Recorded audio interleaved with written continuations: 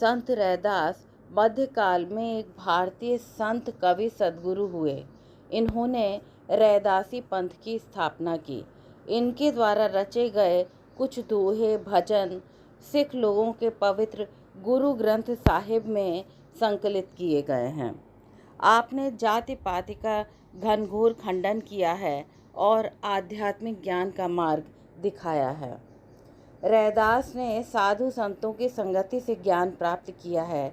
उसी का वर्णन करते हुए वो कहते हैं, घट घट व्यापक राम है, रामु ही बूझे कोय, रविदास बूझे सोई राम को, जऊ राम सनेही होए। इसमें कठिन शब्द बहुत अधिक नहीं हैं, इसलिए मैं साथ साथ व्याख्या के साथ ही आपको कठिन शब्दों के अर्थ भी बताऊंगी। घट घट माने इस संसार की प्रत्येक वस्तु में, प्रत्येक कण कण में व्यापक राम है, राम विद्यमान है। रामु ही बूझे कोय, कहते हैं कि ईश्वर में संसार की प्रत्येक वस्तु में विराजमान है प्रभु, और वो घट घट का निवासी है। उसे खोजने के लिए, रामु ही बूझे माने खोजना, जानने के लिए हमें कहीं बाहर जाने की आवश्यकता नहीं है। रविदास बूझे सोई राम को, रविदास जी, संत रविदास जी कहते हैं उस राम नामक प्रभु को बूझे, रविदास बूझे सोई राम को, जो राम सनेही होए, जो राम का सच्चा प्रेमी होता है, अर्थात उस प्रभु का सच्चा प्रेमी होता है, वो उसे अपने आप के अंदर खोज लेता है। वो स्वयं के अंदर रविदास बूझे सोई राम ढूंढ लेता है उस राम को। एक बार पुनः इस दोहे का अर्थ देखिए। घट घट व्यापक राम है, यहाँ पर राम शब्द प्रभु का प्रतीक है, सगुण राम का प्रतीक यहाँ पर नहीं है।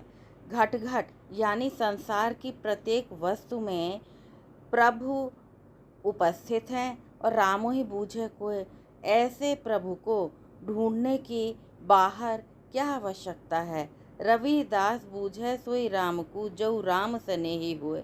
रविदास जी, संत रैदास जी कहते हैं जो राम का सच्चा प्रेमी होता है, जो प्रभु का सच्चा प्रेमी होता है, वही उन्हें ढूंढता है, और वह सच्चा प्रेमी उस प्रभु को अपने अंतर संसार की प्रत्येक वस्तु में कहीं भी देख सकता है। उसे खोजने के लिए उसे दर दर मंदिर मस्जिद गुरुद्वारे जाने की आवश्यकता नहीं है। इस प्रकार इस दोहे में यदि हम देखते हैं तो दोहा छंद है, जहाँ 13-11 पर यति होती है। ब्रज भाषा का सुंदर प्रयोग है। निर्गुण निराकार ब्रह्म की प्रतिष्ठा की गई है, जो कि घट घट का वासी है। भक्ति रस है और माधुर्य गुण है। जहाँ पर भक्ति रस होगा वहाँ गुण माधुर्य अवश्य होगा। इस बात का आप लोग विशेष रूप से ख्याल रखें। अब हम भाव साम्य देखेंगे। भाव साम्य इसमें कई हैं, आप इन्हें याद कर लें तो ये आपके आगे भी लगातार काम आएंगे। राम रहीमा एक है, रे काहे करो लड़ाई। कबीर ने कहा है राम और रहीम एक हैं, इसलिए लड़ाई करने की आवश्यकता नहीं है। एक और कहा है कबीर ने, राम रमैया घट घट वासी, यानी वो तो हर मनुष्य के भीतर ही समाया है। घट माने शरीर के अंदर, हर एक के अंदर समाया हुआ है।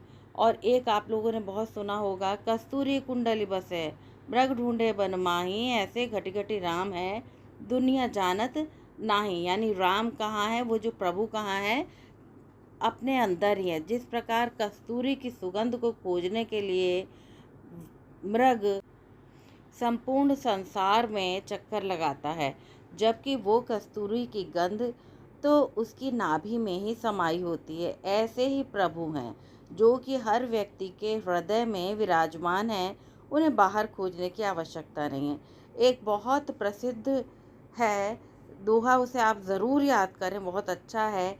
एक राम दशरथ का बेटा, एक राम घट घट में लेटा, एक राम का सकल पसारा, एक राम त्रिभुवन से न्यारा। इनमें से ये सारे भाव साम्य आपको दिए गए हैं। कोई भी अच्छा लगे उसे याद करिए और भाव साम्य दीजिए। भाव साम्य देने से आपको परीक्षा में अधिक अंक प्राप्त होते हैं, इसलिए उसका प्रयोग अवश्य करें।